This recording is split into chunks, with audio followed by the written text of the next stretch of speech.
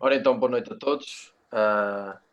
Segunda-feira, hoje vimos aqui falar de preparação física em contexto de clube. Convidamos dois preparadores físicos, o José Fonseca e o Rui Viana, a quem eu vou agradecer terem aceito o convite do Futebol Apoiado. Já chegamos a vocês com um ligeiro atraso, com aquelas, às vezes, habituais dificuldades aqui na tecnologia.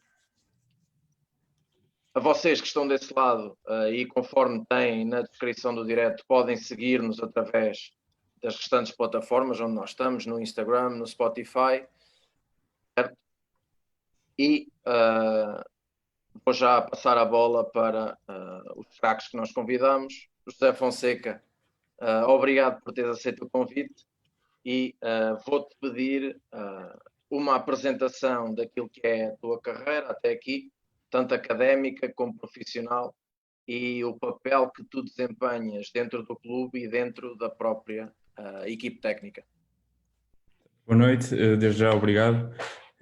Pronto, o meu nome é José Fonseca, sou o atual preparador físico do Casa Pia Atlético Clube, na equipa técnica do treinador Ricardo Pérez. Em termos académicos, neste momento estou no meu último ano de mestrado em treino de alto rendimento na Faculdade de Motricidade Humana da Universidade de Lisboa.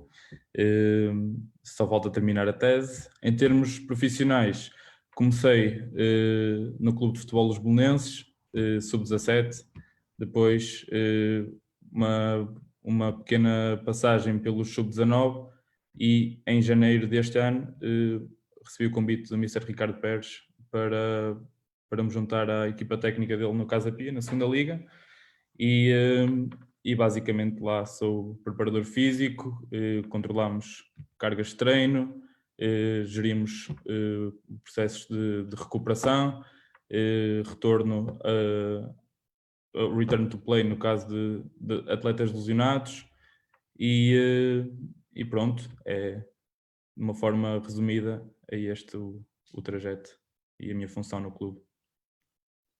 Muito bem, Rui, obrigado também por teres aceito o convite do Futebol Apoiado. A ti pedia-te precisamente o mesmo, apresentação, tanto académica como profissional, o papel que desempenhas no clube e na equipe técnica.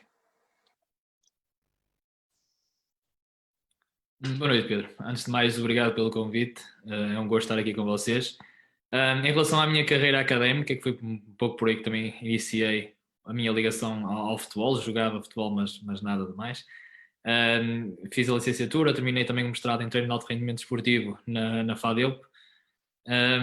E pronto, e a minha carreira a nível profissional, durante o segundo ano de faculdade, comecei a treinar miúdos com idades de 13 anos como treinador principal no Sport Clube Rio Tinto, um clube da zona do Porto, que era a cidade onde estudei. Na segunda época de profissional, ou seja, de experiência no futebol, comecei a trabalhar no Varzim, neste caso na equipa B e no ano a seguir nos Júniors, na equipa B onde alcançámos a subida da divisão para o Campeonato Nacional de Séniores, e sempre muito mais ligado ao treino do que até à preparação física.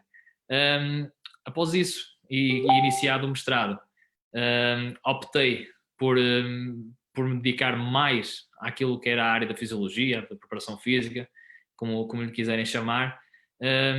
Surgiu a oportunidade, através de entrevista, de ingressar no Benfica Lab. Neste caso, trabalhar com a equipa de sub-19, onde alcançámos a final da Youth League, com uma geração que hoje está aí para os grandes palcos.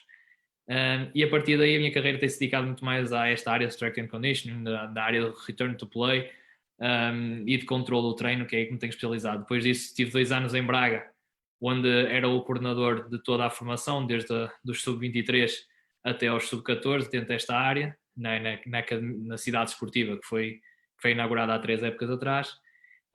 E esta época desportiva, a convite do Mr. César Peixoto, ingressei a equipa técnica liderada por ele e estive na Académica de Coimbra, na fase inicial da época, e agora nesta parte final até a pandemia, estive no grupo desportivo de Chaves, e essencialmente, tanto num contexto como no outro, como as equipas técnicas são um pouco mais pequenas, nós temos de ser um pouco mais multidisciplinares, para além da área de preparação física e de controle do treino, também tudo aquilo que era a estratégia de jogo, aquilo que era a observação, era uma das áreas onde eu dava o meu contributo, mas que eu tenho noção que não é a minha especialidade.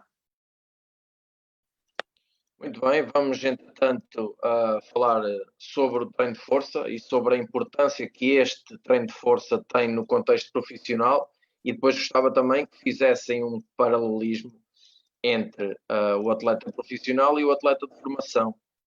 E se realmente este tipo de treino, quando ele é feito a idades mais jovens, se favorece o atleta nos anos seguintes ou quando ele chega a profissional. Rui, queres iniciar? Sim, posso iniciar esse tema. Ao longo da minha carreira tive a felicidade de trabalhar em contexto de formação, desde sub-14 até o contexto de alto rendimento. Aliás, a minha tese de mestrado vai muito nesse sentido, que até é intitulada Fisiologia aplicada ao futebol, da formação até ao alto rendimento. E eu acredito que quanto mais cedo os atletas forem expostos a este tipo de estímulos, mais preparados estarão para que no futuro possam ser incrementadas as cargas e também serão mais preparadas para aquilo que é a exigência da própria modalidade. Nos contextos, neste caso Benfica e Braga, onde passei mais com este tipo de funções, iniciámos este tipo de trabalho, principalmente as questões de aprendizagem no escalão de sub-14, onde expunhamos os atletas principalmente aos exercícios mais básicos, e sempre com o conceito de fazer as coisas simples, bem feitas e de uma forma consistente ao longo do tempo. Porque tão importante como realizar o trabalho de força é realizá-lo de uma forma contínua, principalmente naquilo que são os escalões de formação, porque os atletas têm mais facilidade de aprendizagem, o corpo está mais suscetível para receber novos estímulos e principalmente porque depois em contexto profissional nem sempre temos o tempo devido para trabalhar estas condicionantes com os atletas. Acho que nós não devemos descurar aquilo que é parte de preparação física, é uma das dimensões que fazem parte do jogo e que nós não podemos de forma nenhuma camuflar isso. E o treino de força, tornando o atleta mais forte, mais capaz, ele também será mais robusto, mais rápido, porque aquela velha máxima que existia anteriormente de que o jogador mais forte seria mais lento, isso não é verdade, nós sabemos perfeitamente que isso não é verdade. Se o jogador for mais forte, se ele conseguir mais força, será mais rápido e conseguirá chegar a outros patamares provavelmente. E daí ser importante começar desde uma idade mais prematura, para que quando cheguem à idade sénior não tenhamos que perder, de certa forma, algum tempo naquilo que são os fatores de aprendizagem, e aí sim já potenciamos ao máximo aquilo que são as capacidades do atleta. Passo agora para o José. Tens algo a acrescentar? A mesma questão, qual é que é a importância do treino de força? E se calhar entrando também um bocadinho por estas questões, estes mitos, não é? Que muitas vezes já há em relação ao treino de força, e nós não é preciso pensarmos muito para encontrarmos alguns. O treino de força torna o atleta mais lento, ou o jovem, quando faz treino de força, não cresce tanto, por exemplo, em termos de altura. São algumas das coisas que, pensando rapidamente, surgem. Sim, eu no meu contexto, onde estive na formação, neste caso no Belenenses sub-17 e sub-19, tive a sorte de estar lá com o Sérgio Querido, que era o nosso coordenador, e que tinha um plano bem elaborado daquilo que era o objetivo, o nosso plano de desenvolvimento, neste caso dos atletas, e de facto o papel de força, apesar de não ser a peça mais importante, como é óbvio no futebol, há outras componentes mais importantes, técnico-tática, por exemplo, desempenha um papel importante e, neste caso, a introdução dos jovens ao treino de força é bastante importante na redução do risco de lesões, aumento do rendimento, e de facto ao longo dos anos têm sido desmistificados alguns mitos que antes eram tidos em conta e hoje em dia já sabemos que não são verdade, como por exemplo aquilo de afetar o crescimento é completamente errado, já há bastante evidência sobre isso. O facto de eles ficarem mais lentos por serem mais fortes é completamente o contrário. Mas, por outro lado, também é preciso saber implementar o treino de força, deve ser bem estruturado para que consigamos retirar as adaptações necessárias e que nós, neste caso, estamos à procura. Como o Rui disse, nós no Belenenses, já que estamos a falar de formação, também tínhamos um plano que era, neste caso, comandado pelo Sérgio, mas que todos os anos tínhamos uma breve apresentação. Desenvolvimento de movimentos básicos no ginásio, o próprio saber estar no ginásio, a forma de utilização das máquinas, pesos livres, o spotting, ajudar os outros atletas, fazia parte daquilo que era o nosso plano de treino para eles, de desenvolvimento. Depois, à medida que eles evoluíam, passavam para o sub-17, sub-19, aí já conseguíamos introduzir outros exercícios, mas tendo sempre em mente aquilo que é a realização de forma eficiente e segura dos exercícios. Isso é muito importante. Depois havia outras pequenas coisas que nós fazíamos lá também, por exemplo, a avaliação da maturação, que é um aspecto importante no desenvolvimento e neste caso no planeamento do treino. Nós fazíamos através de equações, perceber em que patamar de desenvolvimento é que os atletas estavam, para perceber que tipo de treino era mais apropriado para uns ou para outros, consoante a fase em que eles estivessem, e como o Rui disse, deve ser bem estruturado e de forma contínua, para que cheguem à idade adulta e, neste caso, caso consigam chegar ao alto rendimento, consigam fazer da forma não é mais fácil possível, mas não tendo aquela adaptação que muitos atletas têm por nunca terem experienciado o treino de força.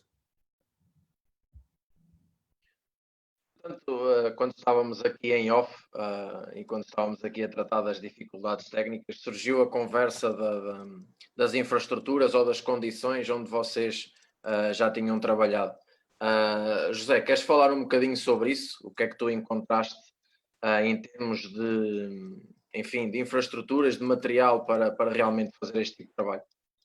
Sim, no nosso caso, no primeiro caso, no Belenenses, nós tínhamos lá o ginásio, não era nada do outro mundo, mas nós tínhamos tudo aquilo que era necessário para fazer o nosso treino de forma adequada e conseguimos ter bons resultados com os atletas, através das avaliações que nós íamos fazendo.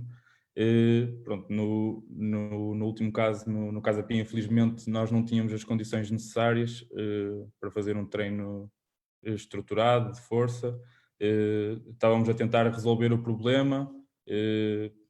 Nem tudo é fácil. Normalmente, quando nós estudamos, nós temos sempre aquela ideia de que o treino de força é importante, então todos os clubes devem apostar e não é uma coisa que aconteça sempre. Nós sabemos disso, e quem está no futebol e há bem mais tempo do que eu sabe isso, melhor do que eu até.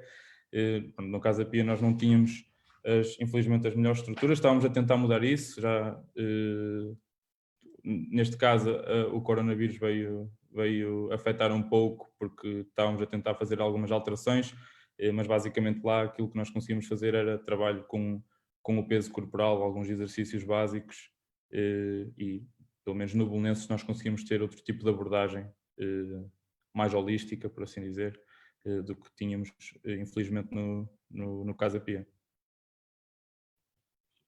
Rui, tu já tens esta experiência de Benfica, de Sporting Clube Braga, também na segunda divisão Académica de Coimbra e no Desportivo das Chaves. Queres falar-nos um bocadinho também desta questão? Sim. Como o José disse, a verdade é que há realidades muito dispares no nosso país. Ainda não há uma aposta clara que seja transversal a todos os clubes. É verdade que clubes como o Benfica e o Braga já há algum tempo perceberam a importância deste tipo de trabalho e daí estarem a investir tanto em infraestruturas como em material, como também, e acho que isso é a parte mais importante, pessoas qualificadas para que o possam fazer, porque mais importante do que fazer o trabalho de força ou o treino de prevenção de lesões, o que quiserem chamar, ou seja, tudo aquilo que é o treino para treinar, tão importante como fazer é saber o que fazer, quando fazer e como fazer. Como fazer, no caso de percebermos quais os critérios de sucesso para cada uma das fases de maturação, para cada um dos exercícios. Numa segunda liga, Eu acho que estive em dois contextos, não sei que estive em dois contextos que são um pouco diferentes, porque tanto um como o outro já apresentam condições de trabalho bastante interessantes, tendo em conta a divisão e comparado com os restantes clubes. A Académica com uma academia mais antiga, mas que mesmo assim já possuía algum material, mas mesmo assim grande parte do trabalho era feito com peso corporal, pesos livres, e nós íamos, de certa forma, tendo em conta que o espaço era grande, dinamizar o treino ao máximo, e para isso dividimos muitas vezes em dois grupos, mas só assim é que o poderíamos fazer. Em Chaves, já uma realidade um bocadinho diferente, o clube também já, devido à passagem de outros treinadores que tinham esta preocupação com este tipo de trabalho, foi investindo ao longo dos anos e já possui um espaço bem apetrechado, com material bastante recente e onde é possível fazer um trabalho mais diferenciado com cada um dos atletas.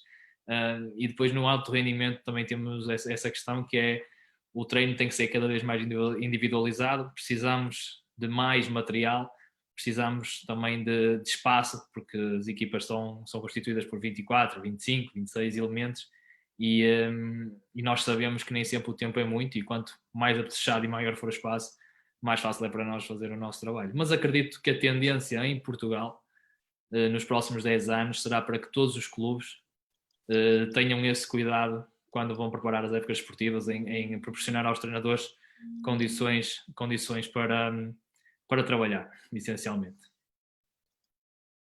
Ok, e pegando já nesta tua deixa, voltamos já à questão do preparador físico, que praticamente todas as equipas técnicas têm pelo menos no contexto profissional.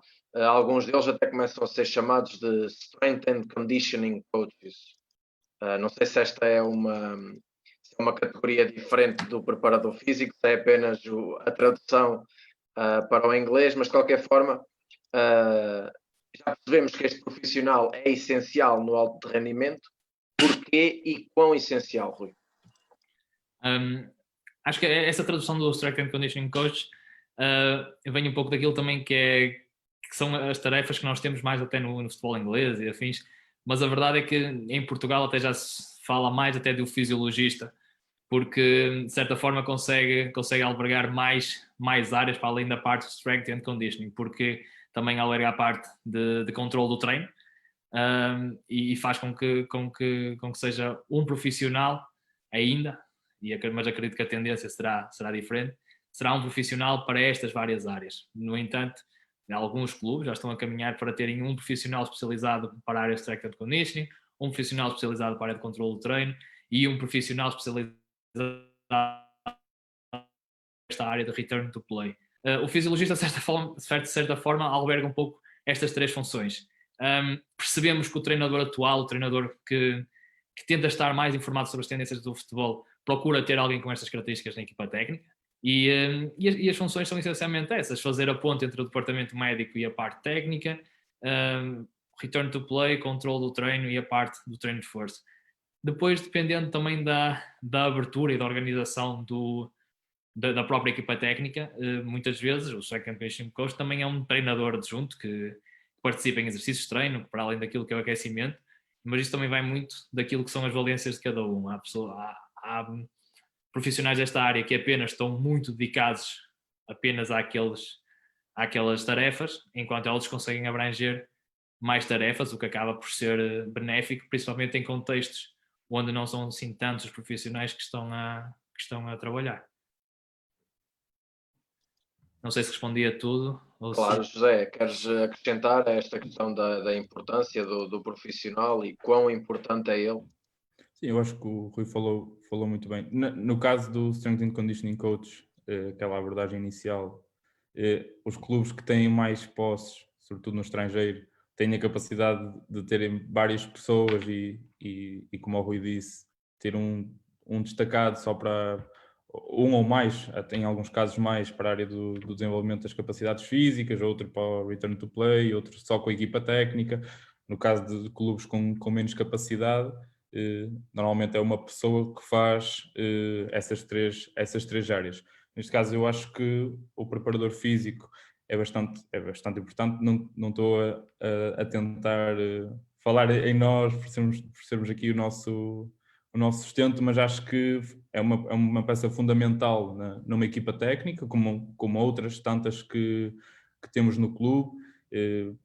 A parte de fazer a ponte entre o departamento médico e a equipa técnica é um papel bastante importante, saber comunicar, o controle do treino, que é uma das nossas valências, também se torna um papel fundamental, nomeadamente quando os jogos temos jogos congestionados, ou mesmo não estando na época normal, quando os jogos são realizados ao final de semana, continua a ser um papel bastante importante para traçar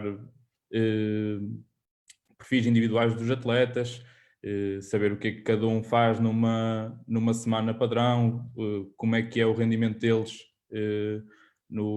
em jogo, perceber quando é que eles não alcançam esse tipo de rendimento e porquê. Eu acho que alicerçado com outros profissionais e que estejam à nossa volta, acho que o nosso papel é bastante importante naquilo que é a equipa técnica. Ok, nós temos aqui 3 questões do Filipe Teles. Obrigado pelas questões, Filipe, e um abraço para ele. Ok, vou fazer uma pergunta de cada vez, senão isto depois, entretanto, já não nos lembramos de quais são. Que tipo de treino é possível fazer quando não existe ginásio ou material para o fazer? Acho que já tocaste um bocadinho nesta questão, por causa também do Casa Pia, se quiseres responder. Nós lá, neste caso, para as equipas que não têm um ginásio propriamente dito, é possível fazer trabalho com o peso corporal, que naquele caso era aquilo que nós tínhamos para trabalhar. Lá está, não é preciso material. Nós tínhamos algum material complementar, mas coisa bastante pouca, por isso a maioria dos exercícios eram peso corporal, sei lá, nórdicos invertidos, pranchas, copenhaga para os adutores, alguns exercícios para os membros superiores, agachamentos unilaterais para aumentar a intensidade. Basicamente é esse o tipo de trabalho, quando não se tem ginásio, que nós conseguimos fazer.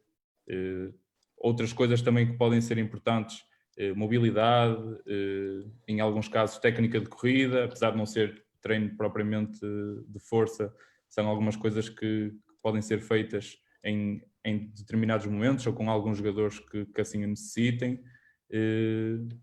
Ou, por exemplo, o sprint também, que é uma das coisas que não é preciso material e é uma ferramenta que nos ajuda a reduzir o risco de lesão em certos casos, se necessário, mas basicamente era assim que nós trabalhávamos. Ok. Segunda pergunta: que tipo de treino de força é adequado aos sub-14, sub-17 e sub-19? Rui,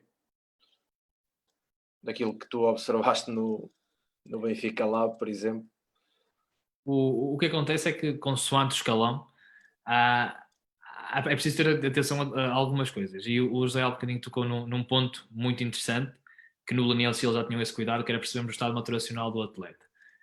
Nos sub-14, acredito que não é tanto tido em conta esse estado maturacional, porque os atletas ainda estão todos numa fase muito inicial de aprendizagem, e nos sub-14 aí sim acho que faz muito sentido nós introduzirmos tudo aquilo que é trabalho de aprendizagem apenas com barras, aprenderem a fazer um back squat, aprenderem a fazer um deadlift, aprenderem a fazer um hip thrust, aprenderem a fazer uma flexão em condições, uma elevação, ou seja, tudo situações onde não é necessário grande material, a não ser uma pequena vara, como a que nós utilizamos, por exemplo, para espetar no relevado, e onde depois será muito mais fácil nós começarmos a introduzir mais carga no futuro, para quando eles estiverem maturacionalmente mais preparados.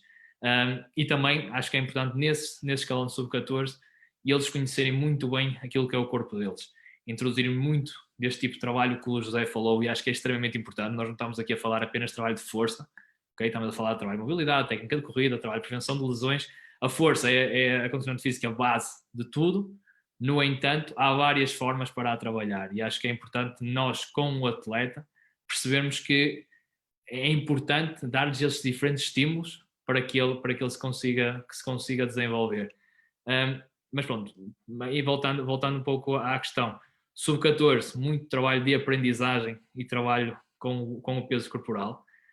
Nos sub-17, normalmente, e tendo em conta a forma como em Portugal estão organizadas as épocas esportivas, em clubes, por exemplo, como o Benfica e o Braga, temos uma fase inicial da época onde normalmente, devido à qualidade dos atletas, nós conseguimos ter um incremento deste tipo de trabalho, porque os atletas, mesmo com alguma fadiga acumulada, conseguem ter um rendimento superior à grande maioria das equipas, principalmente numa primeira fase, ou seja, desde julho até dezembro, é realizado um trabalho com cargas externas otimizadas, e pronto, e essencialmente acho que é o escalão onde nós conseguimos fazer um trabalho mais efetivo. Nos júniores, por já estarmos muito próximos daquilo que é o alto rendimento, por os jogadores também já estarem num estado maturacional muito próximo daquilo que vão ter na idade sénior, o trabalho já é muito equiparado àquilo que fazemos no alto rendimento. Não vos vou dizer também que a primeira fase da competição em clubes também mais desenvolvidos também não é aproveitada como uma janela de oportunidade para desenvolver algumas condicionantes físicas, de forma mais específica para alguns atletas. Nós sabemos, por exemplo, que alguns atletas necessitam, por exemplo, de ganho de massa muscular, e aproveitamos essa fase para isso. Mas as grandes diferenças estão essencialmente aí, que sub-14 aprendizagem, sub-17 a idade ótima para nós temos um incremento de cargas externas, e sub-19 uma idade ótima para nós começarmos a, de certa forma, a aprimorar aquilo que é a capacidade física de cada um dos atletas de uma forma mais individualizada. Muito bem, última questão, esta vou colocá-la aos dois. Como é possível coordenar o treino de força com a especificidade da idade e da posição? Rui, queres iniciar? Sim. Antes de mais, é como eu vos digo, mais uma vez, no sub-14, sub-14, sub-15, um trabalho mais generalizado. Depois nós percebemos uma coisa, que é o trabalho é individualizado consoante a posição, mas também os jogadores dessas posições já têm características muito específicas, normalmente. Nós sabemos que normalmente um defesa central já é mais robusto, já é mais alto, já é mais forte. Sabemos que normalmente os extremos são os jogadores normalmente mais leves, nem sempre, ok? Eu estou a generalizar, mas nem sempre é assim. Sabemos que os jogadores do meio campo normalmente são jogadores que até têm uma capacidade física superior a nível da capacidade de resistência. E mais importante do que nós individualizarmos consoante a posição, individualizarmos consoante o jogador e aquilo que pretendemos para ele para o futuro. Okay? Se nós sabemos que um central, por exemplo, que terá 1,90 m, nós queremos que ele seja cada vez mais rápido, cada vez mais forte, vamos ter um trabalho diferente do que vamos ter com um extremo, que nós queremos que seja cada vez mais rápido e que tenha menos propensão para a ocorrência do. E este trabalho é muito diferente de jogador para jogador e nós temos que olhar para cada caso de uma forma muito, muito diferente, porque a especificidade da própria modalidade já nos traz algumas condicionantes que nós temos que ter em atenção, e depois as características do jogador também, porque quer queiramos, quer não podemos dissociar a parte daquilo que é o nosso trabalho, daquilo que é questão genética e daquilo que são as capacidades inatas que o jogador já tem. José, em relação a esta questão tanto da especificidade da idade e também da posição em campo. Sim, como o Rui disse, concordo com o que ele disse. No nosso caso, no sub-17 do Belenenses, nós não tínhamos tanto essa preocupação com a especificidade da posição. Era mais um continuar daquilo desculpa, daquilo que era o processo de treino que já vinham em alguns atletas, não com todos, sobretudo aqueles atletas que vêm de equipas de menores, que não têm acesso a ginásio. No sub-17, pelo menos no nosso caso, para alguns atletas ainda era um período de quase introdução, para alguns, para outros já era, para alguns clubes que já estavam no Belenenses, alguns jogadores já estavam no Belenenses ou que vinham de clubes do mesmo nível ou até superior, já conseguimos fazer outro tipo de treino. Aí não tinha que ver com a posição em si, mas sim com a experiência de treino, que também é um dos fatores importantes naquilo que é a prescrição do exercício, porque nós tínhamos dentro do clube, e neste caso dentro da nossa equipa, atletas que sabiam executar os exercícios com bastante facilidade eficiência e outros que não conseguiam. E aí era a nossa forma de individualizar, não tanto quanto à posição, mas quanto à experiência de treino e aquilo que eles conseguiam fazer ou não. Nos júniores, aí sim, aí já havia a maioria dos atletas, praticamente todos, se não todos, já estavam bastante familiarizados com o treino de força.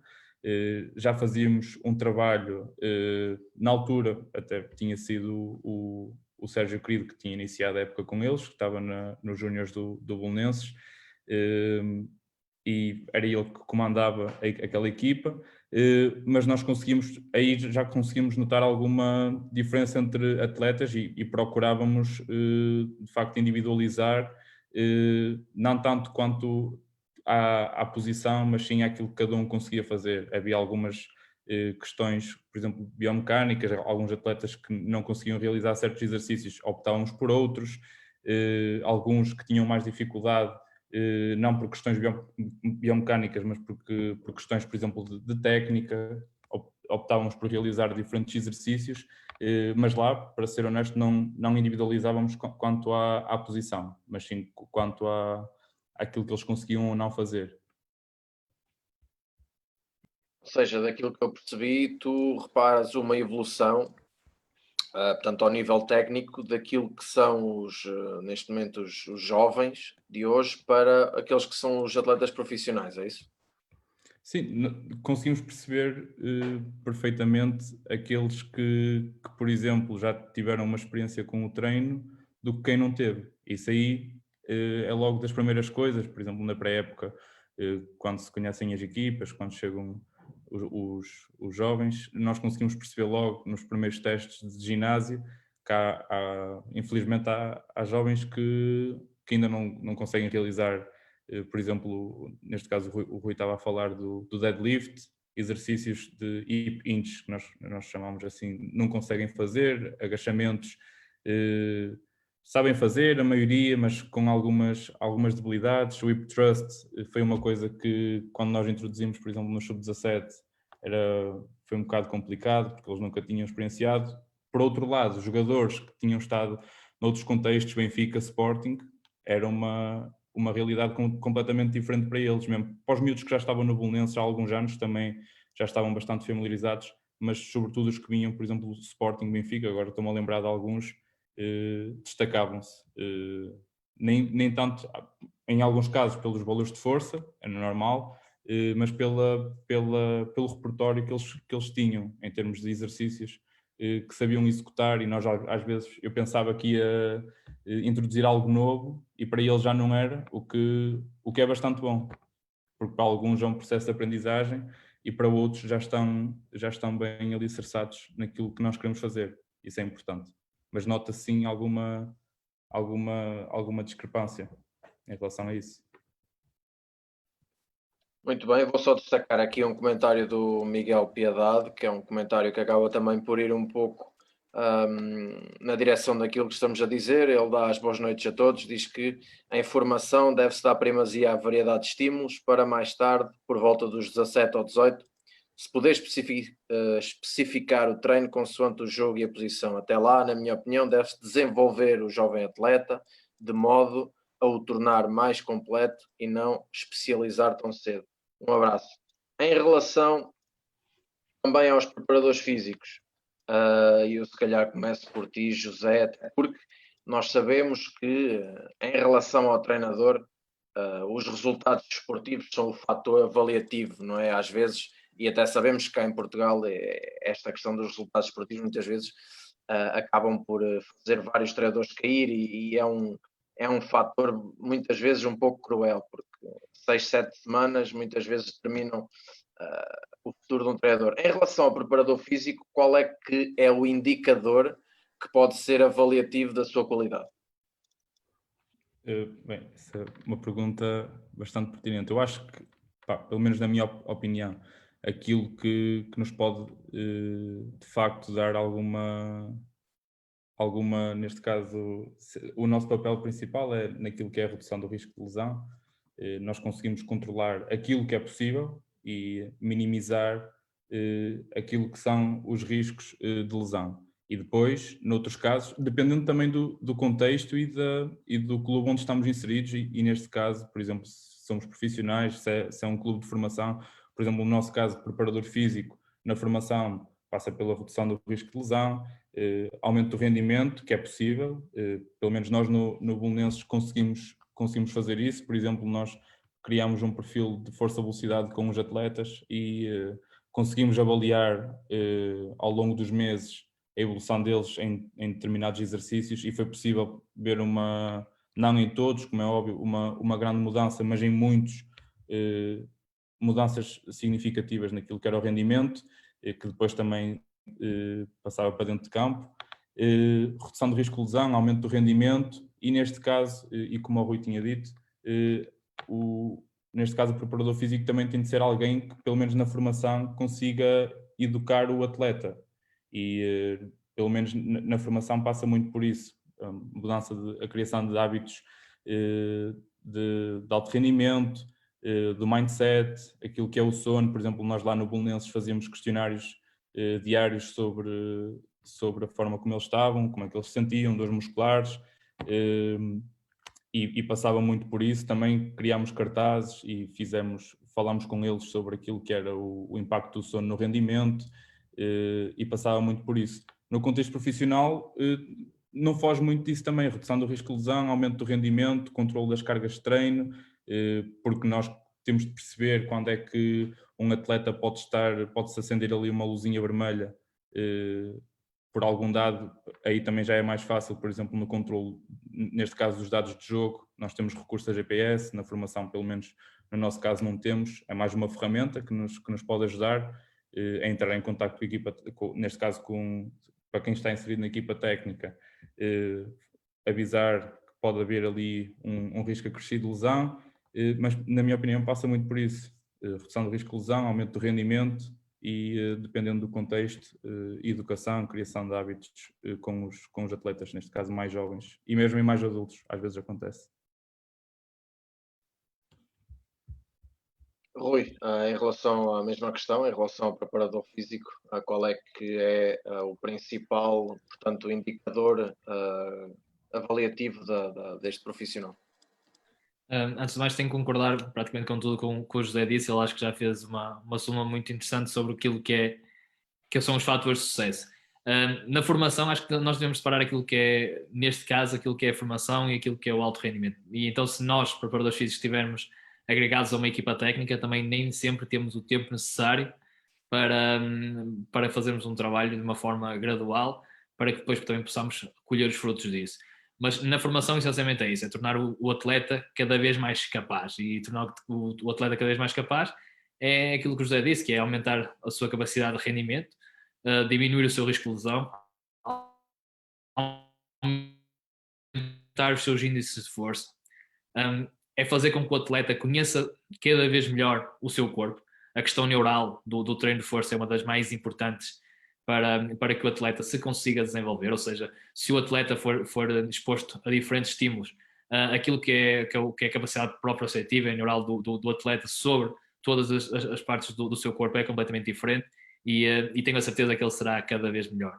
Não é por nada que um atleta que seja exposto, e pegando um bocadinho naquilo que o José respondeu um bocadinho, um atleta que seja exposto desde mais cedo a este tipo de estímulos torna-se mais capaz mais precocemente. E por isso, se calhar, nós também vemos que alguns atletas que já fazem parte destas equipas, como Benfica, Sporting, Braga, para além de serem mais dotados de técnica e taticamente, fisicamente também foram expostos a estímulos mais cedo e fazem com que sejam melhores jogadores. E acho que o papel do preparador físico vai um bocadinho nesse sentido, e acho que é essa a principal vitória e é a principal forma de avaliar a capacidade ou não do preparador físico. No alto rendimento, depende muito de várias questões. Sabemos que a questão da lesão ainda é muito associada ou seja, à capacidade ou não do preparador físico fazer um bom ou um mau trabalho, porque muitas das vezes, se houver uma onda de lesões num clube, associa-se isso a uma má preparação física, e muitas das vezes isso é muito mais devido àquilo que é o descontrole das cargas de treino e de jogo do que propriamente uma má preparação física, é uma má abordagem do treino. E acho que aí nós temos que ter o papel de alertar o treinador e ter um conhecimento cada vez mais próximo daquilo que é a metodologia utilizada. Porque sabemos que os fatores de lesões são multifatoriais. Como o José falou, temos a questão do sono, temos a questão da alimentação, temos a questão dos hábitos diários. Há atletas que têm hábitos de descanso, outros que não têm, e tudo isso faz com que tenha uma influência muito grande naquilo que é o rendimento do atleta. E quando muitas das vezes fazemos uma avaliação superficial sobre a capacidade física do atleta, não vemos tudo aquilo que está por trás de bom e de mau. E depois no alto rendimento temos muito esta questão de quando é que nós iniciamos o nosso trabalho. Uma coisa é fazer um trabalho como, por exemplo, esta época, começámos na académica, desde a pré-época, onde é possível fazer um trabalho de base, onde sabemos todas as cargas que estão a ser aplicadas aos atletas. Outra coisa é um contexto como quando nós chegamos, neste caso ao Grupo Esportivo de Chaves, onde houve uma mudança de metodologia, não significa que seja para melhor ou para pior, uma mudança significativa de metodologia, ou uma mudança significativa de cargas de treino, e se calhar algumas lesões deveram-se essencialmente a isso, porque sabemos que quando há trocas de treinadores há um incremento de 40% de lesões que acontecem, e não é só em Portugal, é a nível mundial, e daí avaliarmos muitas das vezes a capacidade de trabalho ou a qualidade do trabalho do preparador físico apenas pelo número de lesões é bastante redutor, essencialmente é bastante redutor. Mais importante, acho que é o atleta, neste contexto de alto rendimento, sentir que está mais capaz, semana após semana, e que principalmente consegue chegar ao jogo com as suas capacidades físicas no máximo das suas potencialidades.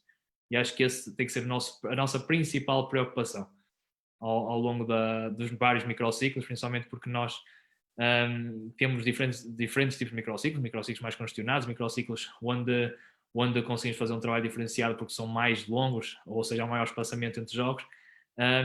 E o grande segredo da preparação física é nós conseguirmos, nos diferentes contextos, nos diferentes microciclos, tirar o máximo de proveito do rendimento do atleta. Muito bem. Em relação, também já abordámos aqui um pouco esta questão, mas de qualquer forma, a falar aqui um bocadinho mais nela, a comunicação entre o preparador e a equipe técnica na gestão das cargas dos atletas entre o treino de força e o treino mais específico, que é o treino de campo. Qual é que é a importância dessa comunicação, José? Na minha opinião, é um papel bastante importante aquilo que é a comunicação entre, neste caso, o nosso papel e a equipa técnica, e também com o departamento médico, sobretudo por exemplo, já no Belenenses tínhamos esse cuidado, de todas as semanas enviar relatórios para a equipa técnica, onde eu já estava inserido e comunicava mais frontalmente, mas com o departamento médico também tínhamos reuniões diárias, mas continuávamos a mandar relatórios sobre a carga de treino. Em relação à coordenação entre o treino de força e o treino em si, há alguns aspectos que nós temos de ter em consideração. Por exemplo, nós tínhamos o cuidado de realizar exercícios com mais carga no início da semana, com menos carga quando nos aproximávamos do jogo. Reduzíamos a utilização de exercícios excêntricos nos momentos mais próximos do jogo. Tínhamos essa atenção porque o dano muscular que daí advém pode comprometer aquilo que é o rendimento. E basicamente com a equipa técnica era um papel de constante discussão daquilo que eles tinham feito, daquilo que eles iriam fazer em campo. Torna-se mais difícil, não impossível, mas mais difícil em contexto de formação. Por exemplo, a questão de nós termos GPS ou não ajuda-nos muito. Nós conseguimos perceber se o risco de lesão está aumentado durante numa semana, durante um período mais prolongado. Nós conseguimos perceber como é que o atleta reage àquilo que são os treinos e os jogos que ele realiza.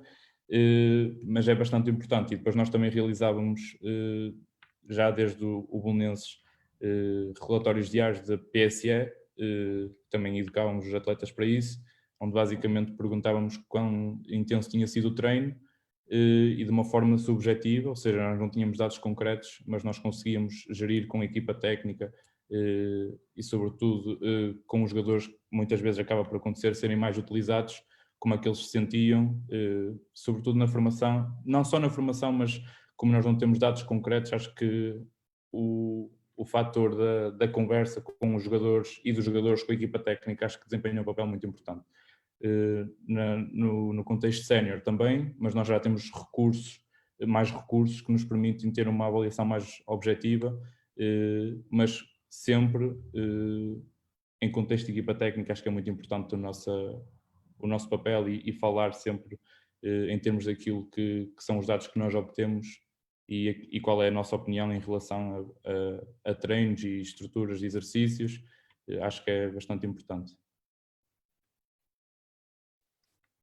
Muito bem, vamos agora aqui também falar um bocadinho do regresso da Primeira Liga, contrariamente às ligas onde os nossos convidados estavam este ano a trabalhar.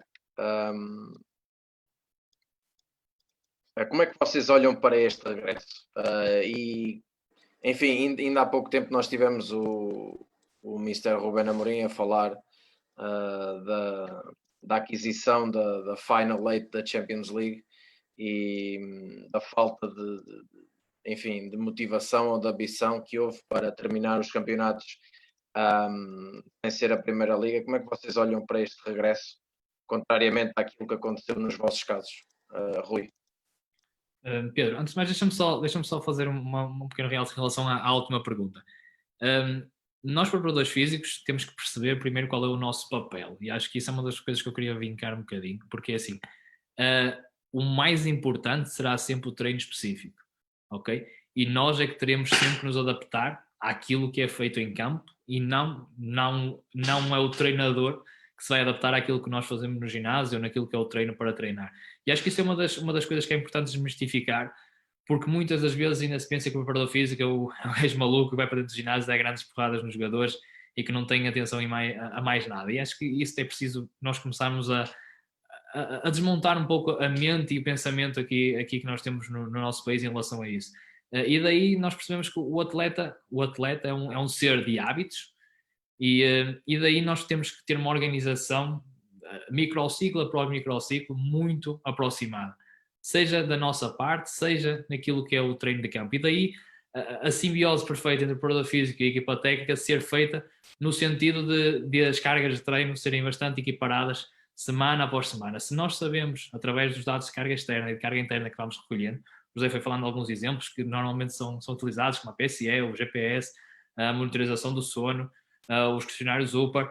Se nós neste momento conseguimos ter informação relativa a tudo isto, acho que nós devemos procurar cada vez mais dar ao atleta, semana após semana, uma carga total muito aproximada para que depois não haja grandes discrepâncias semana após semana, porque isso é um dos principais fatores de lesão e que muitas das vezes ainda não conseguimos resolver naquilo que são as metodologias de treino. E eu queria só vincar isso porque muitas das vezes há esta ideia e nós, preparadores físicos, temos que perceber, preparadores físicos, fisiologistas, o que quiserem chamar, que nós é que teremos sempre que nos adaptar àquilo que é o treino específico e não ao contrário, porque o jogador de futebol, a primeira função dele é ser jogador de futebol e depois sim, nós trabalhamos aquilo que são as capacidades físicas dele.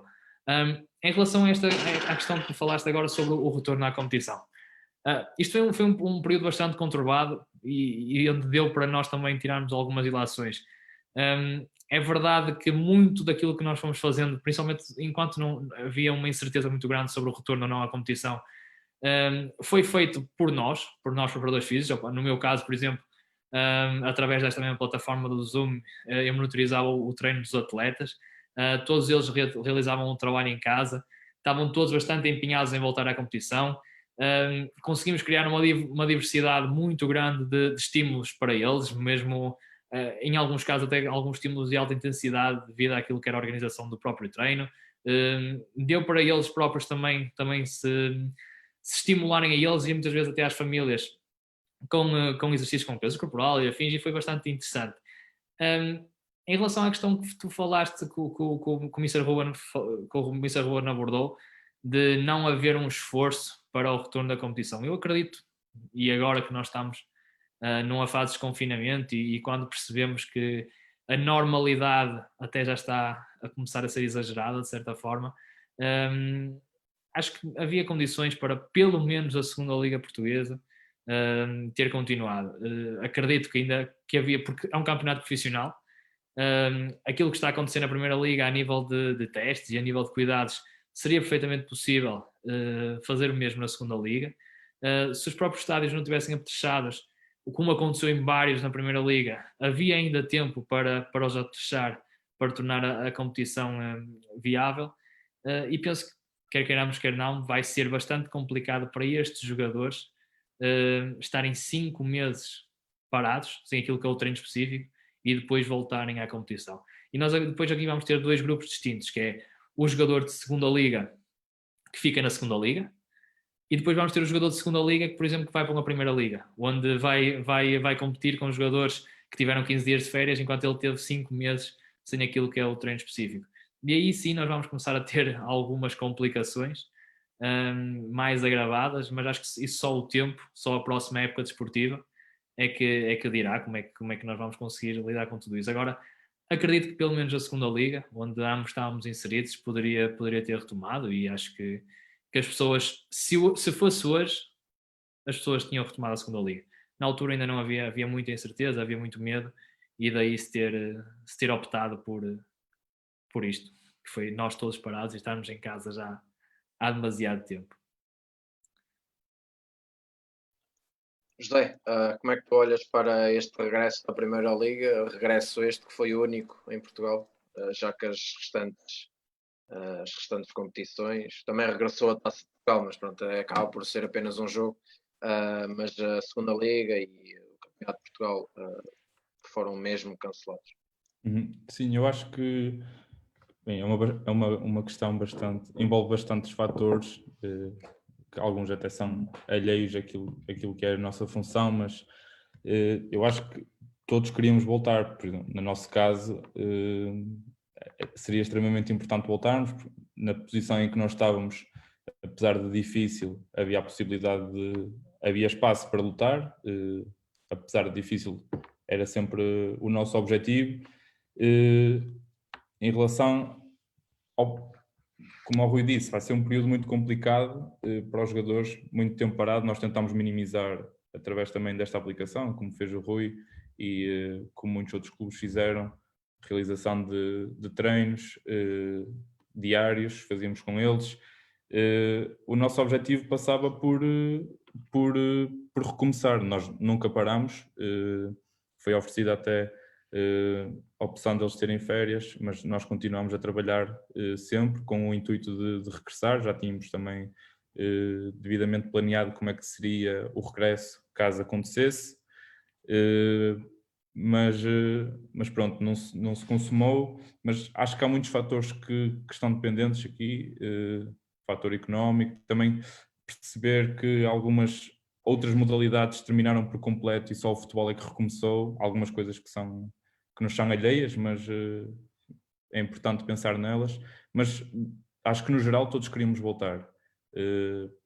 Neste caso também torna-se bastante importante para aquilo que é a saúde do atleta, mas em última instância por ser aquilo que nós mais gostamos e de facto faz-nos muita falta, mas acima de tudo frisar aquilo que o Rui disse, nos próximos meses vai-se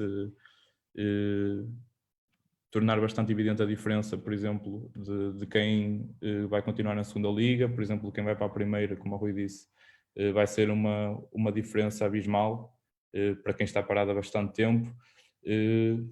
Isto para os atletas não é nada saudável, se é assim que possamos chamar, mas agora não há nada a fazer. Sim, até porque às tantas a Primeira Liga da próxima temporada começará ainda mais tarde, não é? Ou seja, esses 5 meses que até vão aumentar.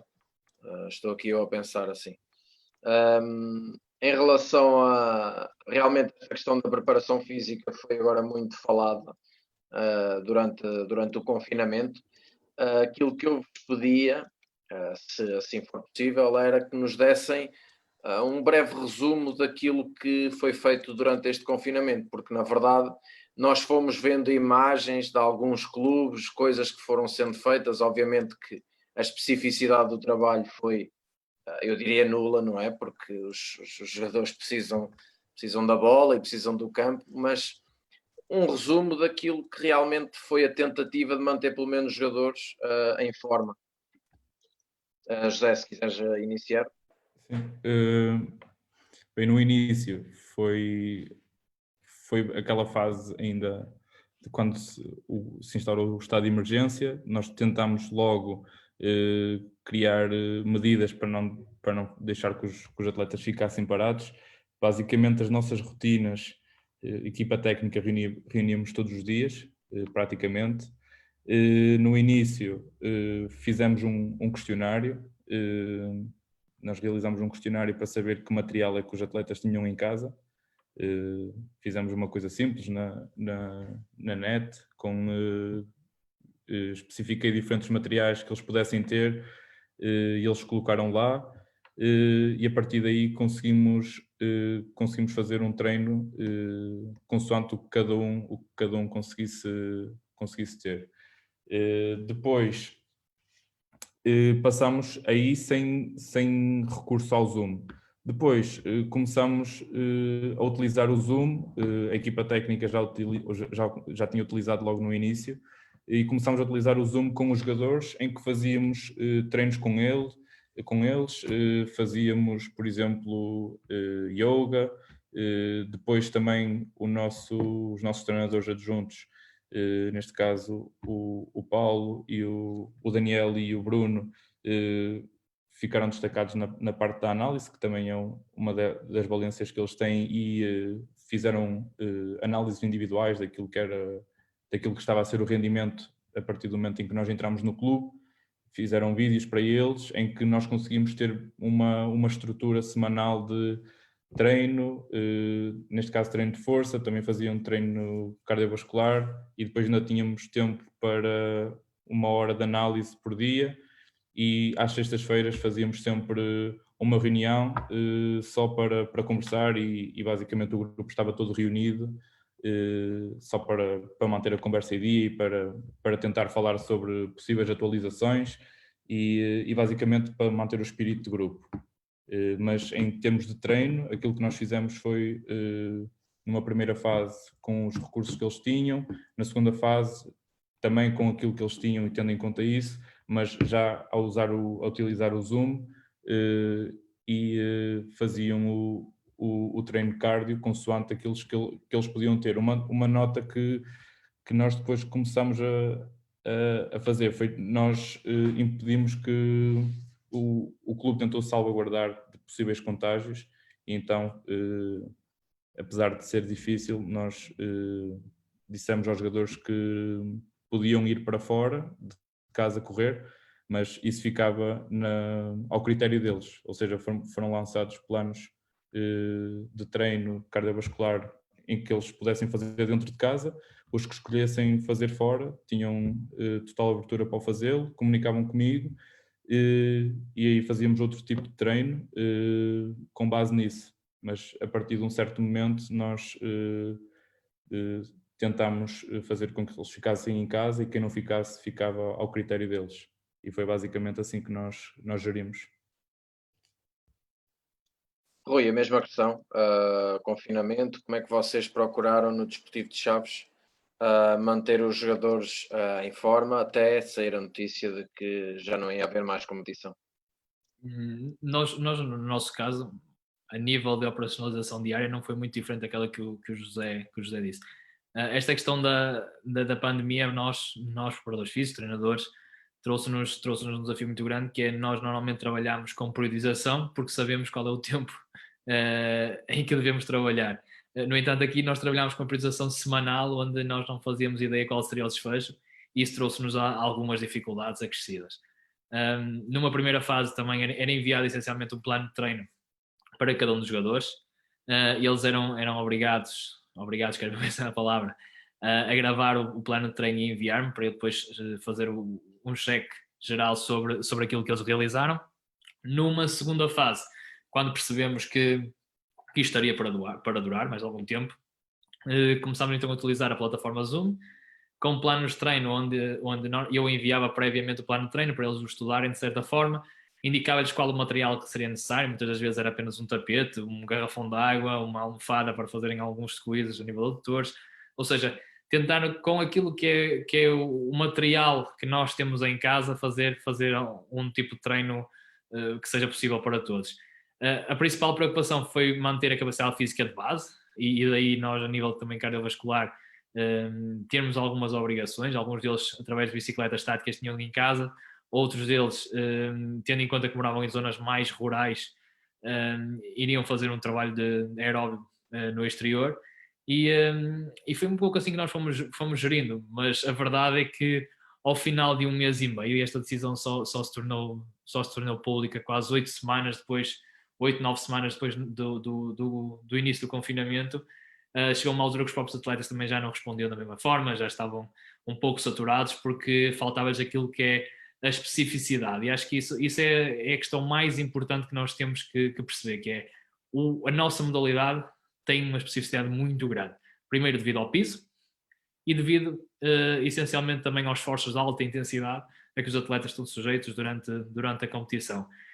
Isso será a grande dificuldade que esses atletas terão no futuro, porque por muito que estejam expostos a treinos com intensidade cardiovascular, a treinos onde haja um desenvolvimento do nível de força, vai-lhes faltar sempre aquilo que é o treino específico com esforços de alta intensidade e principalmente com um fator que é muito importante para a nossa modalidade, que é o piso onde se joga, porque é muito diferente jogar em relva ou jogar, por exemplo, num pavilhão, e nós percebemos isso devido também ao tempo que nós necessitamos para a recuperação entre jogos e afins, devido aos níveis de glicogênio, outras questões mais metabólicas, que é importante nós termos em conta quando houver agora o retorno à competição. E acho que foi um pouco isso que também se verificou agora, que quer queiramos, quer não, estas primeiras 3, 4 jornadas de campeonato foram um pouco deploráveis quando nós olhávamos para a condição física dos atletas, porque a condição física de base foi mantida, mas a especificidade perdeu-se. E nós tentamos manter isso ao máximo, mas chegámos a uma altura onde se tornava praticamente impossível. Tocaste num ponto que é precisamente o tema da minha próxima questão. Na verdade, eu não tenho dados da Primeira Liga Portuguesa, no entanto, dados da Bundesliga dizem-nos que a primeira jornada trouxe 14 lesões. E quando nós vamos comparar a média de lesões, portanto, pré-confinamento, e depois compará-la com a média de lesões pós-confinamento, as jornadas dão-nos quase o triplo ou o quádruplo das lesões. E agora eu coloco-vos a questão ao contrário, já falámos do regresso da Primeira Liga, contrariamente àquilo que se passou com o resto do campeonato, e agora eu pergunto-vos, perante estes dados, vocês são apologistas do regresso, pelo menos das competições que regressaram? Rui? Antes de mais, claro que nós estamos sempre apologistas, porque se não voltássemos agora, vamos voltar mais tarde, não é? Ou seja, todos os atletas, ninguém acabou a carreira. E isso foi uma das questões que eu tentei passar aos atletas, que é, a vossa carreira não acabou aqui, teve apenas uma pausa. Vocês continuam-se a cuidar, porque mais cedo ou mais tarde vocês vão voltar a ser jogadores de futebol. E acho que isso é uma das questões mais importantes. Em relação ao número de lesões, nós vimos que em Portugal não foi tão gritante. Não sei se devido à baixa intensidade. Em baixa intensidade nós não temos dados suficientes para dizermos que o jogo era menos intenso. Uma coisa era ver o olho nu, outra coisa é analisarmos aquilo que são os dados de carga externa. Mas, essencialmente, o que se percebeu na Bundesliga é que os atletas, com o tempo de preparação que tinham, não estavam minimamente preparados para realizar um jogo. Nós sabemos, isto é da literatura que vamos estudando, que a maioria das lesões acontece na parte final, tanto da primeira parte como da segunda parte. E isso acontece principalmente devido aos mecanismos de fadiga, que depois só têm efeitos nocivos naquilo que é a condição física do jogador e também naquilo que é a capacidade que o jogador tem para ativar os mecanismos que vão prevenir a lesão. E nós percebemos que quanto mais cedo ocorrer a fadiga, devido à falta de preparação, mais suscetível o jogador vai estar à lesão, principalmente muscular.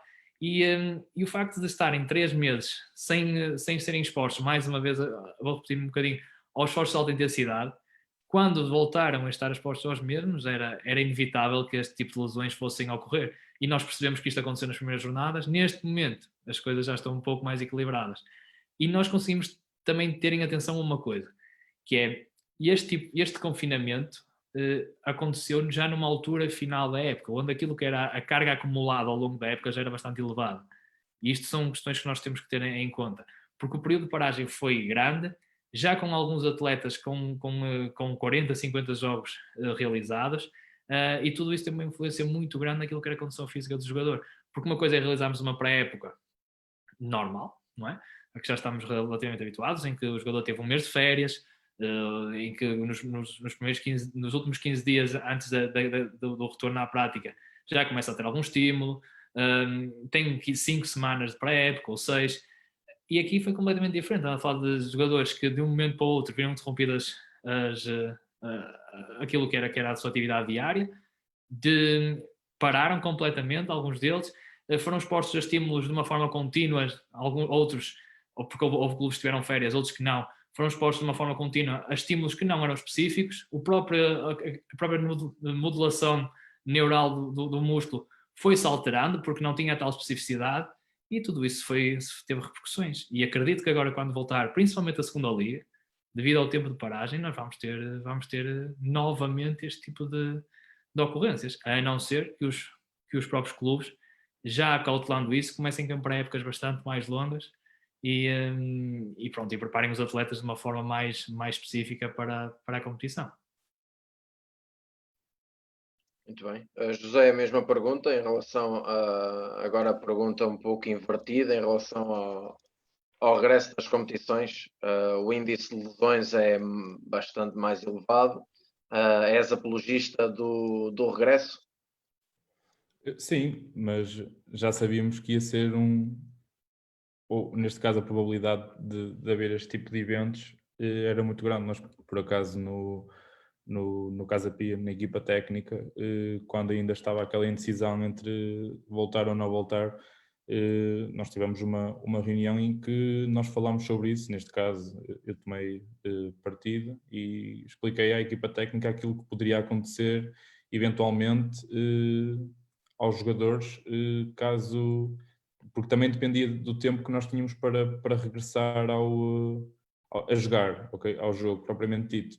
Porque em muitos dos casos os nossos atletas, como o nosso clube em Lisboa, moravam em prédios, muitos deles optaram por ficar nas suas habitações e não saíam à rua. E depois também há outra coisa que é bastante importante, e aquilo que o Rui tinha dito, que é a especificidade da própria modalidade. Porque nós podemos tentar dar-lhes o melhor plano de treino nesta fase de confinamento, que nunca será a mesma coisa. Porque uma coisa é jogar futebol, outra coisa é a parte do treino de força. E a parte do jogar o futebol é o mais importante nesta modalidade. Aquilo que nós sabemos é que quando nós aumentamos as cargas de treino de forma abrupta, o risco de lesão aumenta. E foi isso que eu tentei explicar, neste caso, aos treinadores, que era quase óbvio que, neste caso, os clubes que não tivessem preparado da melhor forma a pré-temporada, neste caso esta mini pré-temporada, iriam sofrer com as lesões dos atletas, e pior seria ainda os clubes que tivessem um número de jogadores mais reduzido. Aí poderia afetar a fase final da época e seria um período bastante difícil, mas nós tivemos esse cuidado, já estávamos minimamente a preparar aquilo que era o retorno, sabendo sempre daquilo que podiam ser os constrangimentos desta paragem que foi tão longa e que, claro, depois também há outras questões associadas, por exemplo, o destreino, a perda de certas capacidades dos atletas que nós não conseguimos, ou tentamos minimizar, mas que nunca será o mesmo se eles não jogarem, se não praticarem o desporto. Por isso era quase óbvio que o número de lesões aumentasse.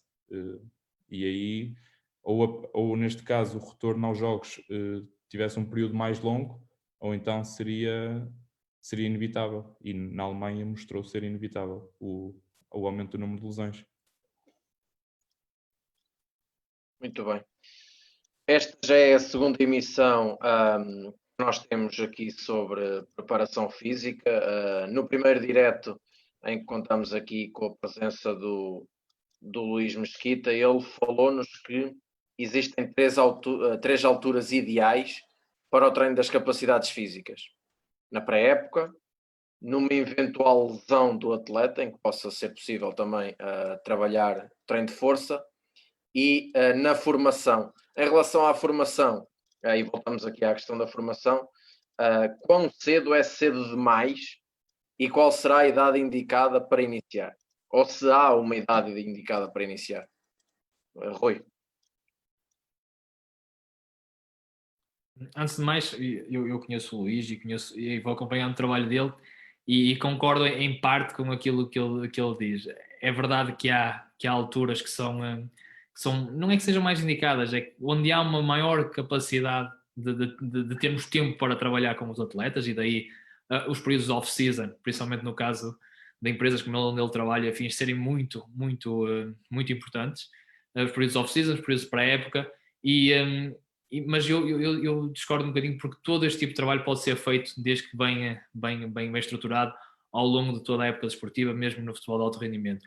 Não te estou a dizer que será com jogadores onde realizem 60 jogos por época, mas um jogador, por exemplo, de uma segunda liga portuguesa, que realiza à volta de 40 jogos por época, pode perfeitamente, desde que seja bem estruturado, realizar este tipo de trabalho.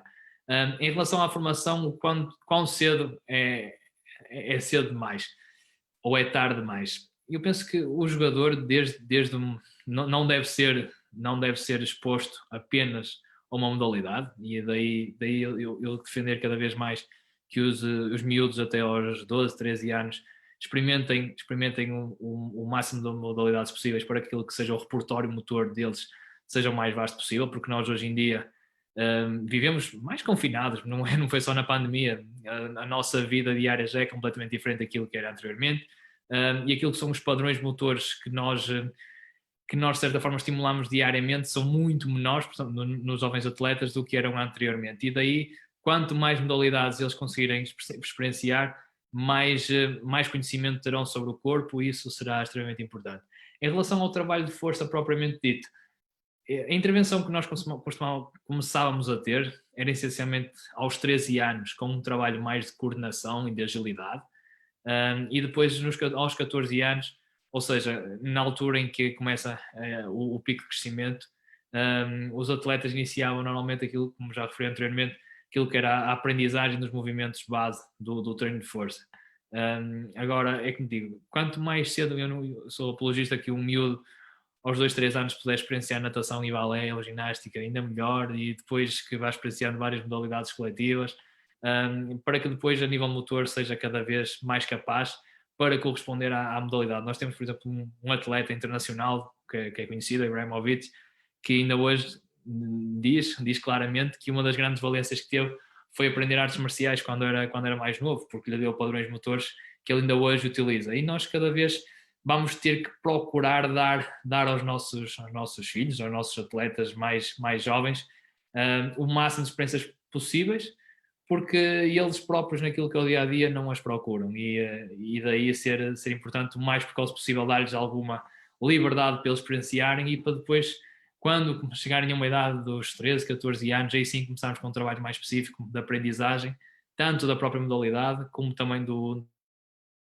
treino de força específico para a modalidade, porque há uma coisa que nós também temos que perceber, que é o treino que nós fazemos de força para um futebolista não é igual ao que fazemos com um halterofilista ou que fazemos com um basquetebolista. Não, é sempre adequado àquilo que é a modalidade, e nunca nos devemos esquecer disso. Passa a bola, José. Sem dúvida, a questão do Ibrahimovic também é mais um desses jogadores que continua a lutar contra, e com sucesso, contra o avançar dos tempos. Já tem cerca de 38 anos, não é? Penso eu, acho que é 38. José, a mesma questão, a questão da formação, a questão da idade, a questão do início da prática. Eu concordo com o Rui. Numa idade mais jovem, acho que o Rui falou, e muito bem, os atletas, ou neste caso os jovens, devem ser expostos uma grande diversidade de desportos, caso seja possível. Já há bastantes dados sobre isso. A especialização precoce, por exemplo, os atletas que se especializam só numa modalidade acabam, em algumas modalidades isso é necessário, mais técnicas, por exemplo a ginástica, isso acaba por acontecer de forma natural, mas na grande maioria delas aquilo que se evidencia é que os atletas que experienciam um maior número de modalidades e que, como o Rui disse, ganham um repertório motor mais alargado, acabam por ter mais um sucesso desportivo maior no futuro e acabam por se destacar. A questão do quão cedo é muito cedo para começar é uma questão pertinente, não há nenhum dado que nos diga a partir desta idade eles devem começar. Há sim neste caso alguns pontos-chave. Por exemplo, nós sabemos que a partir do momento em que os atletas consigam, os jovens consigam acatar com algumas regras, conseguir estar num ambiente com outros atletas, há alguns estudos falam dos 7, 8 anos, 6 anos para começar com algum tipo de trabalho. Mas o Rui falou e bem, por exemplo, no caso do futebol, nos escalões mais jovens, começamos, como é óbvio, com a aprendizagem dos movimentos básicos, mas antes do sub-14 já há atletas que iniciam mais cedo a introdução ao treino de força e como o Rui disse, o treino de força não tem de ser propriamente o levantar 200 kg, porque não é isso que nós queremos neste caso no futebol. Nós temos de perceber quais são as exigências da modalidade e basicamente no início, numa idade mais jovem, aquilo que nós queremos é desenvolver um leque mais alargado de competências para que eles depois no futuro consigam ter uma maior probabilidade de sucesso. E aqui, lá está, depois depende também dos recursos do clube, mas também, por exemplo, a questão da maturação volta a ter um papel bastante importante. Nós no início sabemos que as crianças têm uma fase de desenvolvimento diferente. As crianças não, qualquer um de nós tem os sistemas desenvolvem-se em momentos diferentes. Por exemplo, no início, quando somos mais jovens, há um desenvolvimento do sistema neural. Quando nos aproximamos da idade da puberdade, há um desenvolvimento do sistema reprodutor e que isso tem implicações no treino e que nós devemos ter em conta. Mas em relação ao treino em si, não há uma idade, por assim dizer, para os introduzirmos. Já assim, neste caso, quanto mais cedo eles forem introduzidos, melhor e com uma grande variedade de desportos, se for possível, para que eles ganhem competências e para que no futuro consigam ter mais sucesso. Muito bem, temos aqui mais 2 perguntas planeadas para fazer, também já são assuntos que já fomos tocando ao longo da emissão. José, eu começo por ti e o Rui até já tocou nesta questão, mas na altura da competição, que tipo de trabalho é possível fazer, isto devido ao acumular de treinos e jogos? Por exemplo, o Rui já tinha falado no início, aquilo que acontecia muito, depois dependendo do contexto onde nós estamos inseridos. Por exemplo, nós no Sub-17 tínhamos uma maior facilidade, neste caso, de fazer, neste caso, de planear o treino de força, basicamente na primeira fase, onde nós conseguiríamos ser superiores, e tal como acontecia com o Rui no Braga, de certeza absoluta, mesmo que houvesse alguma fadiga acumulada, os jogadores conseguiriam ser sempre melhores do que os outros, então aí podíamos ter um planeamento mais... continuava a ser estruturado, mas digamos era mais ágil. Em contexto profissional, apesar de nós não termos tido essa oportunidade no Casa Pia, dentro da época, aquilo que o nosso principal objetivo é manter os níveis de força deles, porque aí já não há muito espaço para nós sequer aumentarmos os valores de força. Então aí passa por manter aquilo que são os valores normais deles.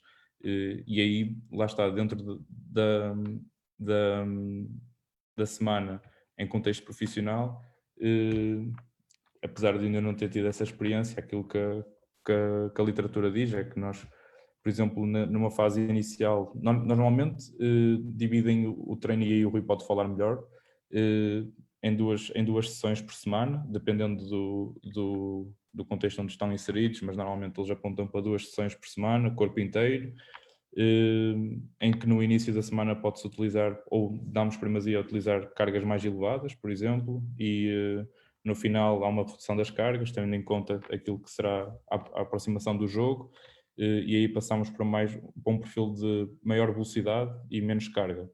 Depois há outras coisas que têm de ser tido em conta, como por exemplo se irão ser realizados exercícios pliométricos, quando é que serão, e outras coisas, que não só exercícios pliométricos, mas por exemplo, também já se fala muito disso, o tempo de contacto no solo, em relação ao microciclo, qual é que deverá ser, não há um tempo de contacto, mas por exemplo, se é mais longo ou é mais curto, a quantidade de repetições, de séries, isso aí é diferente, mas normalmente eles fazem, aquilo que a literatura avança é que 2 sessões por semana, corpo inteiro, e basicamente o objetivo é manter os valores de força. Rui, mesma questão em relação portanto, àqueles períodos competitivos mais densos, o que é que o preparador pode fazer aqui com os atletas? Antes de mais, é preciso percebermos que nós temos, dentro do próprio plantel, temos 2 grupos distintos. Uma coisa são os atletas que são utilizados e outra coisa são os atletas não utilizados. E daí começa logo a nossa periodização do nosso trabalho a ter aí alguns entraves. Porque normalmente o dia de folga é após o jogo.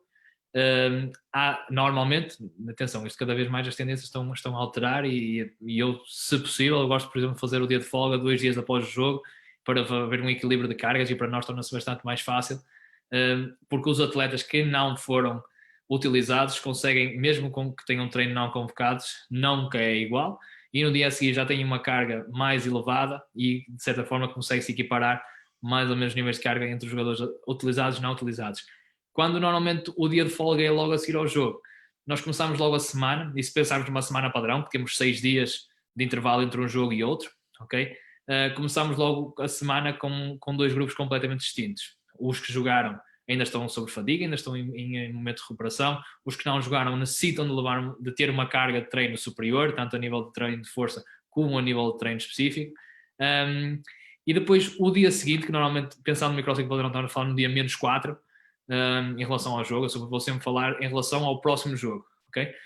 O dia menos 4 em relação ao jogo é aquele onde normalmente tentamos equiparar as cargas e os atletas que foram utilizados já são expostos a um estímulo de força, porque depois também temos que perceber que no dia a seguir podem ser novamente expostos a um estímulo de força inferior, mas que será provavelmente o último momento da semana, porque depois teremos que respeitar mais uma vez aquela questão das 72 horas até ao próximo jogo, e daí nós temos que jogar um bocadinho com isto. Pegando num microciclo normal para quem jogou, dia mais 1 ou mais 2, dependendo do tipo de organização do treinador, de recuperação, e depois dia mais 1 e mais 2 são as 48 horas após o jogo. No terceiro dia, normalmente trabalho de força full body. No dia menos 3, dependendo do jogador, introduzimos algum estímulo excêntrico e algum trabalho de core. No dia menos 2, onde normalmente é estimulado mais o estímulo de velocidade, também optamos mais por este trabalho de pliometria e por exercícios onde baixamos muito aquilo que é o volume e a carga e apenas aumentamos aquilo que é a velocidade de execução dos movimentos, para também prepararmos o atleta para aquilo que é o treino. E então estamos aqui a falar de 3 dias por semana onde fazemos algum tipo de trabalho. Em microciclos onde sejam mais congestionados, onde, por exemplo, jogamos domingo e já jogamos sábado a seguir. Normalmente o treino de força, full body, já é suprimido e realizamos um trabalho diferente. Quando, por exemplo, já temos 7 dias entre jogos, por exemplo, jogamos sábado e depois só voltamos a jogar no próximo domingo, o dia menos 5 normalmente é utilizado para fazer o trabalho de força mais efetivo. E é um bocadinho assim que nós vamos jogando ao longo dos períodos competitivos. Claro que se nós percebemos que vamos ter um jogo 72 horas após o término deste, claro que o nosso trabalho de força não vai existir, é apenas recuperar os atletas, mas não nos podemos esquecer que num plantel com 24 jogadores, houve 11 pelo menos que não foram utilizados de maneira nenhuma, e que necessitam desse mesmo estímulo de força para que depois, quando voltem a ser chamados pelo treinador, possam estar em condições para corresponder. Porque a grande dificuldade que nós temos é mesmo essa, na implementação dos treinos de força, é equiparar cargas entre quem joga e quem não joga. E acho que aí é que está o principal desafio do planeamento do treino de força, e depois percebemos quais os períodos de tapering, quais são os períodos mais importantes, quais as semanas mais cruciais para obter bons resultados. Nós sabemos que através de períodos de tapering conseguimos aumentar o rendimento do jogador, e pegar numa questão que o José colocou e é extremamente importante. Nós, no alto rendimento, o nosso principal objetivo é que no último jogo do campeonato o jogador ainda consiga apresentar níveis de força próximos daquilo que era o ideal, ok? Porque nós sabemos que se forem expostos apenas a este estímulo na pré-época, ao longo do decorrer da época desportiva, sabemos que há algumas condicionantes que se vão perdendo devido à fadiga e principalmente devido à falta de estímulos, porque o nosso músculo, se não for estimulado constantemente, vai perdendo algumas das suas capacidades. E tu um bocadinho falaste num ponto muito importante, e acho que é importante também as pessoas olharem para estes exemplos, que é as longevidades de carreira que nós temos neste momento, como temos agora o Cristiano Ronaldo, aos 34, 35 anos ainda na forma que está, Ibrahimovic, temos um Buffon que aos 41 anos ainda defende como se tivesse 18. É muito devido a este tipo de trabalho, porque nós temos que entender que se o músculo não fosse estimulado desta forma, ou seja, as suas capacidades não se mantinham intactas durante tanto tempo. Sabemos que já não são os mesmos jogadores com a mesma capacidade física de há uns anos atrás, mas a verdade é que conseguem, devido a este tipo de treino, manter uma longevidade bastante maior de carreira, porque o músculo aprendeu a viver diferentes situações e é cada vez mais capaz. E só para tirar mais um nome para cima da mesa, e há pouco tempo via um documentário da Federação sobre o Euro 2016. O Bruno Alves também é um atleta que tem um mindset fabuloso em relação a este tipo de trabalho, e com 38 anos é titular de uma equipa da Série A. Portanto, acho que também é muito relevante. Última questão vai precisamente também para um tópico que já abordámos ligeiramente. Rui, vou começar por ti. Existem vários atletas que continuam a procurar empresas ou profissionais fora do clube com o qual têm contrato para trabalhar as qualidades físicas. Já falámos também nas infraestruturas e naquilo que é possível fazer com um plantel de 23, 24 atletas. Porque é que eles procuram estes profissionais fora do clube, e se é benéfico para o atleta ou não? Porque acredito que a comunicação entre estes profissionais e as equipes técnicas talvez não seja tão otimizada. Ok, já tive aí, desculpa. Eu acho que nós aqui devemos perceber muito o momento em que estamos. Eu sou apologista, e digo isto sem problema nenhum, que num período off-season, por exemplo, em que o atleta tem um mês, tem 5 semanas de férias, normalmente tem, se nas últimas 2 semanas de férias procurar a ajuda de um profissional para que chegue mais preparado na pré-época, eu sou apologista que ele até o deve fazer, porque é mais benéfico para ele procurar a ajuda de um profissional e saber aquilo que está a fazer, do que muitas das vezes fazer um trabalho um pouco como nós vemos. Eu frequento ginásios, o José provavelmente também frequenta, e vejo alguns atletas profissionais sem saberem muito bem o que é que estão a fazer, e daí prefiro que eles procurem ajuda especializada. O que é que acontece ao longo das carreiras dos jogadores? Eles passam por muitos clubes, passam por mãos de muita gente, por muitos departamentos médicos, por muitos treinadores, por muitos preparadores físicos, e muitos deles, por exemplo, quando numa idade precoce da sua carreira, numa fase precoce da carreira, são expostos a este tipo de trabalho e se sentem bem com ele, é normal que depois, se houver algum clube que não lhes ofereça essas condições, ele vá procurar uma ajuda externa. E acho que isso como é que devo explicar? Não é benéfico, porque não há um controlo sobre aquilo que é feito, mas não me surpreende é que assim aconteça, porque é tal coisa. Se eu sei que se eu fizer este tipo de trabalho vou ser melhor jogador, eu de uma forma ou de outra vou procurar fazê-lo.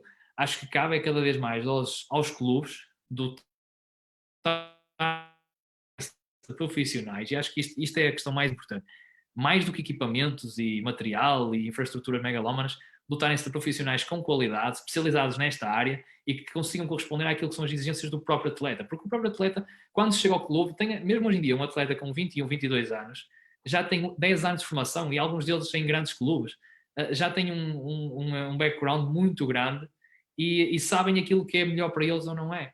E se tiverem alguém com quem eles possam dialogar, alguém em quem eles confiem, eles vão realizar esse trabalho no clube. Se não tiverem, claro que vão procurar ajuda externa porque eles sentem que aquele trabalho é importante. Eu nunca tive nenhum jogador, felizmente já experienciei com vários jogadores, com muitos jogadores, alguns deles hoje em dia estão na elite mundial, e a verdade é esta, eu nunca vi nenhum jogador que depois de ser exposto a este tipo de trabalho, diga que ele não é importante. Se ele for desconhecido para o jogador, ele vai dizer que não precisa disto para nada. A partir do momento que o conhece, não há nenhum que diga que não se torna importante para o rendimento dele.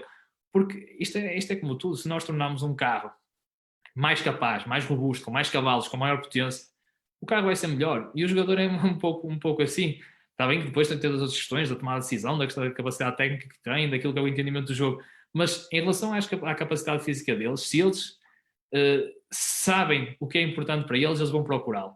Por isso acho que mais importante do que nós andarmos com estas guerrinhas em perceber o que é que o jogador anda a fazer, o que é que ele não anda a fazer, entrarmos muitas vezes em choque, é nós, enquanto clubes, neste caso, proporcionar, junto das equipas técnicas, profissionais que sejam capazes de corresponder àquilo que são as expectativas dos jogadores.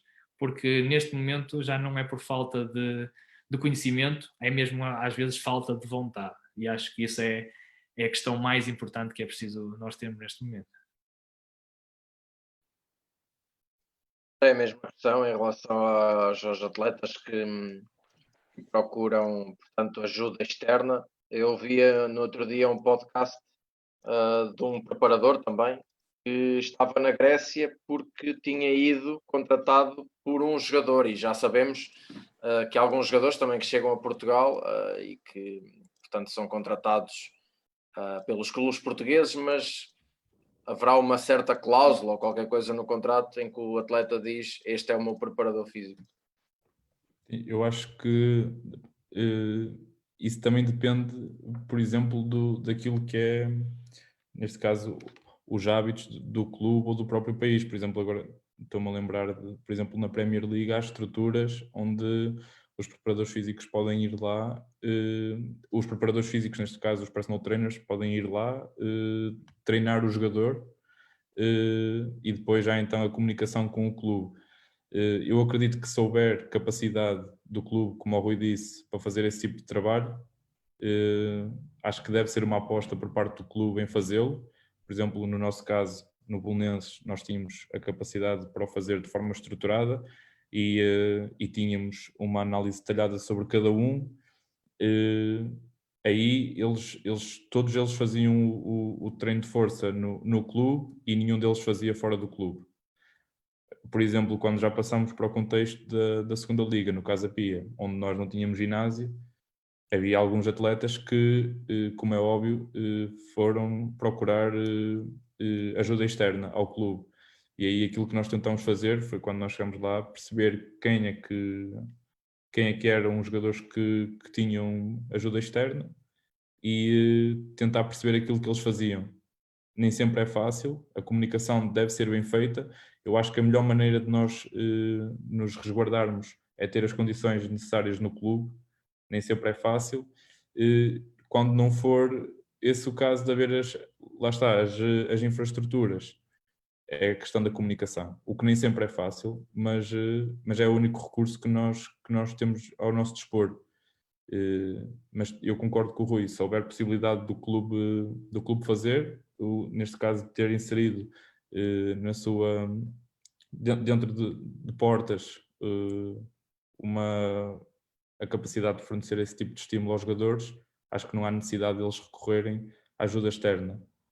No nosso caso, era inevitável que eles não fossem lá, por isso a única forma era comunicar e entrar em contacto com os personal trainers e perceber qual é a melhor forma de gerir. Muitas vezes conversávamos com os atletas sobre o tipo de treino que iríamos ter no dia seguinte, ou mesmo naquela semana nós preparávamos a semana logo no início, e tentávamos explicar aos atletas aquilo que iríamos fazer, e depois pedíamos o trabalho que eles tinham feito fora e tentávamos ajustar da melhor maneira.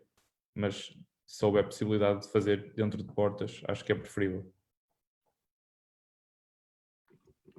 Muito bem, senhores. Acabaram-se as questões da minha parte.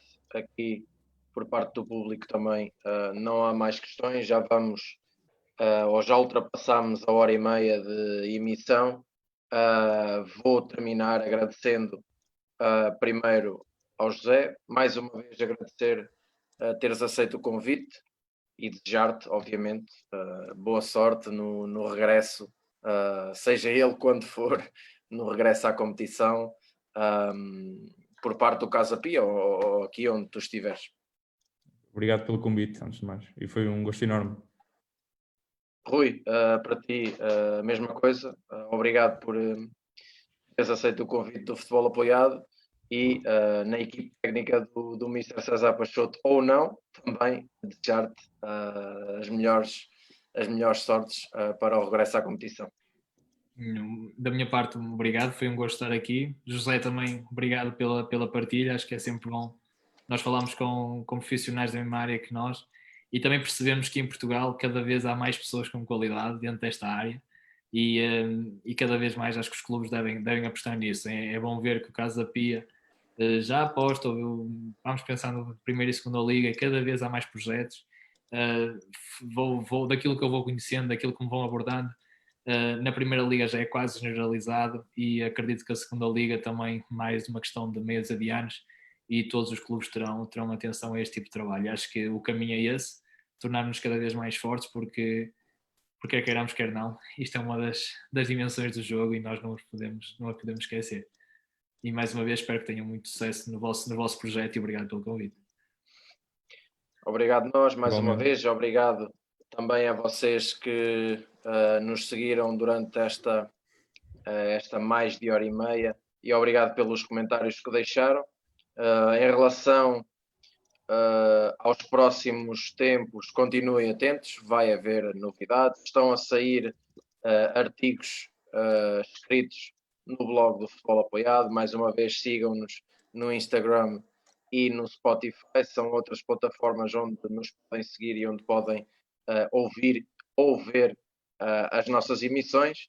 Da nossa parte é tudo. Obrigado e uma boa noite. Até breve. Obrigado.